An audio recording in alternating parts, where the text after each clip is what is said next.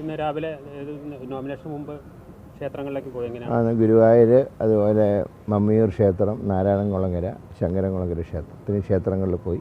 അച്ഛൻ്റെ അമ്മയുടെയും ഒരു അന്ത്യവിശ്രമം കൊള്ളുന്ന സ്ഥലത്ത് അവരുടെ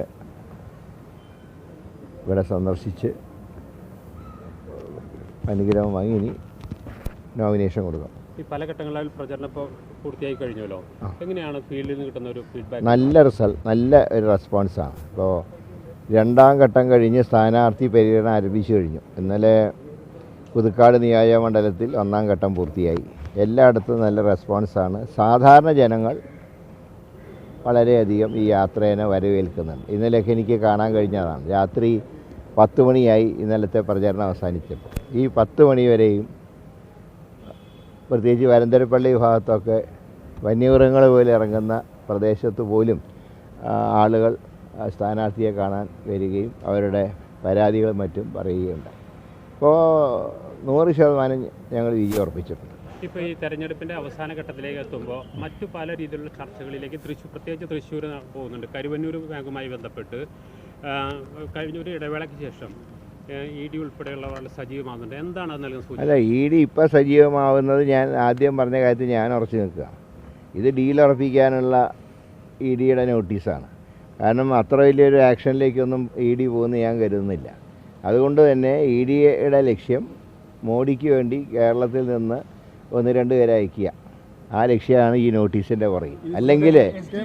അല്ലെങ്കിൽ നേരത്തെ തന്നെ ഇക്കാര്യത്തിൽ ഒരു ശക്തമായിട്ടുള്ള നടപടി ED സ്വീകരിക്കേണ്ടതല്ലേ. ED എന്താ സ്വീകരിക്കാൻ? ഇതിങ്ങനെ നീട്ടിക്കൊണ്ടുപോകും. ED ഇപ്പോൾ ചോദ്യം ചെയ്യലിനെ വിളിപ്പിക്കുമ്പോൾ വല്ലാത്ത പേടിയുണ്ടെന്ന് തോന്നുന്നല്ലോ CPM നേതാക്കൾക്ക്. അല്ല, അത് അവർ കട്ട ആൾക്കാർക്ക് പേടിയുണ്ടാവും. പക്ഷേ അങ്ങനെ പേടിയൊന്നവർക്ക് അകത്ത് പുറത്ത് കാണിക്കുന്ന പേടിയൊന്നവർക്ക് അകത്തില്ല. കാരണം ഡീൽ എന്താണെന്ന് അവർക്കറിയാം.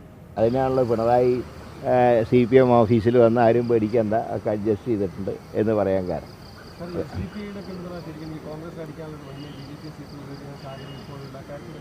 അല്ല, ആരൊക്കെ പിന്തുണ പ്രഖ്യാപിക്കുന്നുണ്ട്? അതിലിപ്പോൾ SDPI എന്ന് പറയുമ്പോൾ അത് പറയാൻ CPMന് എന്താ യോഗ്യത?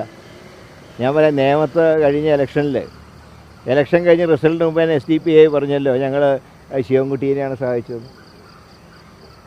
അപ്പോൾ അവർ ഓരോ ഇലക്ഷനിൽ ഓരോരുത്തരെ സഹായിക്കാറുണ്ട്.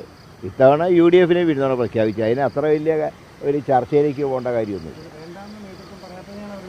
അത് ഞാൻ പറയാം, വോട്ടർ പട്ടികയിൽ പേരുള്ള സഹായിക്കുന്ന ആരെയും വോട്ട് വേണ്ട ആരും പറയില്ല.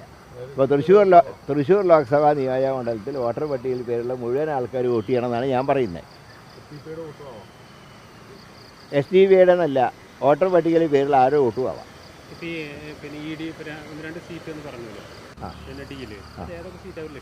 സീറ്റ് തൃശ്ശൂരും തിരുവനന്തപുരം തന്നെ, അല്ലാണ്ട് വേറെ ഏതാ? ഞാൻ ആ ഡീലിൽ ഒട്ടും ഭയപ്പെടുന്നില്ല.